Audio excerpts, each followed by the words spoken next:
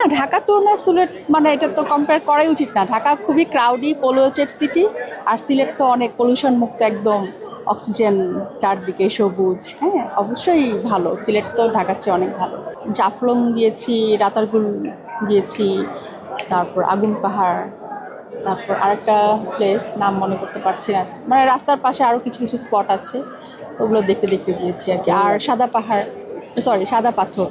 কেমন হ্যাঁ, লাগলো? খুবই ভালো লেগেছে। আসলে সিলেটটা একটু ডিফারেন্ট অন্যান্য এলাকার সাথে। আসলে এটা আমার সুযোগ হয়েছে অন্যান্য ডিস্ট্রিক্টে ঘোরার, তো অন্যান্য ডিস্ট্রিক্টের চেয়ে এই এলাকাটা একটু অন্যরকম।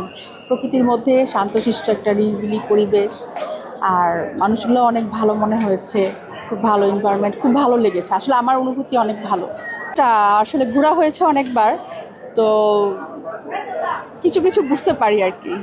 ভালো আছি এতটুকু, খুব বেশি বলতে পারি না, বুঝতে পারি। না, ঢাকা তুলনায় সিলেট মানে এটা তো কম্পেয়ার করাই উচিত না। ঢাকা খুবই ক্রাউডি পলিউটেড সিটি, আর সিলেট তো অনেক পলিউশন মুক্ত, একদম অক্সিজেন চারদিকে সবুজ। হ্যাঁ, অবশ্যই ভালো, সিলেট তো ঢাকার চেয়ে অনেক ভালো।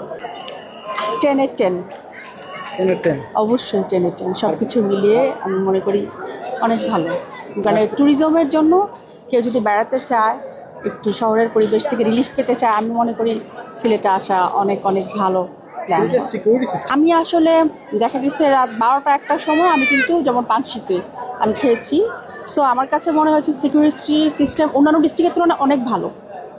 হ্যাঁ, যে ইচ্ছা করলে এখানে বেরোনো যায়, যেটা আসলে আমি অন্য ডিস্ট্রিক্ট যেমন কক্সবাজারে গেলে যে 10টা-11টার পরে বের হওয়াটা অনেক কিন্তু মানে রিস্কি মনে হয়, কিন্তু এখানে সেটা ফিল করে নেই আমি। আমার এখানে অনেক সিকিউর মনে হয়েছে।